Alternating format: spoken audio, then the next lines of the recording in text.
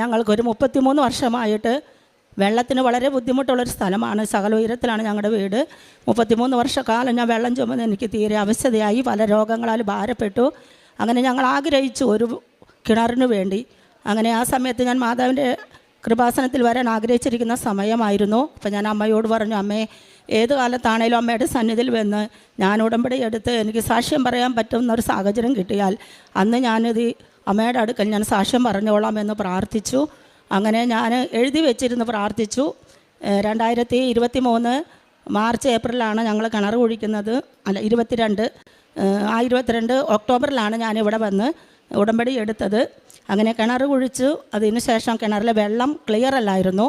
കുടിക്കാനുള്ള വെള്ളം തിളപ്പിച്ച് കഴിയുമ്പോൾ ആ വെള്ളത്തിൻ്റെ അടിയിൽ മണ്ണ് കലങ്ങിയതുപോലെ ഈ നമ്മൾ അരിപ്പൊടിയൊക്കെ കലക്കി വെക്കുന്നത് പോലെ ഇങ്ങനെ അടിയിൽ അടിഞ്ഞു കിടക്കും. അതെനിക്ക് വളരെ വിഷമമായി. ഞാൻ അമ്മയോട് ചോദിച്ചു, അമ്മേ, ആഗ്രഹിച്ച് പ്രാർത്ഥിച്ച് നൽകിയ ഒരു കിണറാണ്.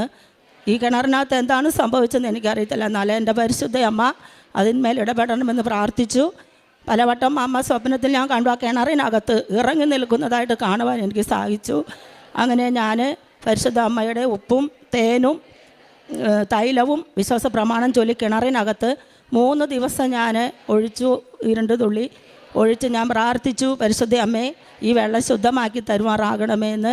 അങ്ങനെ 3 ദിവസം കഴിഞ്ഞ് വെള്ളം കോരി വെച്ച് കഴിഞ്ഞപ്പോൾ മുതൽ ഇന്ന് വരെയും ആ വെള്ളത്തിന് യാതൊരു വിധമായ പ്രശ്നങ്ങളുമെല്ലാം നല്ല ശുദ്ധമായ വെള്ളം. കിണറിൽ അരക്കിണറോളം വെള്ളം, 23.5 കോല് താഴ്ചയുള്ള കിണറാണ് ഞങ്ങളുടേത്. ആ കിണറിനകത്ത് പകുതിയോളം വെള്ളം കുത്തിയ അന്ന് മുതൽ ഞങ്ങൾക്ക് ദൈവം നൽകിയിട്ടുണ്ട്. അതിനായി നന്ദി പറയുന്നു.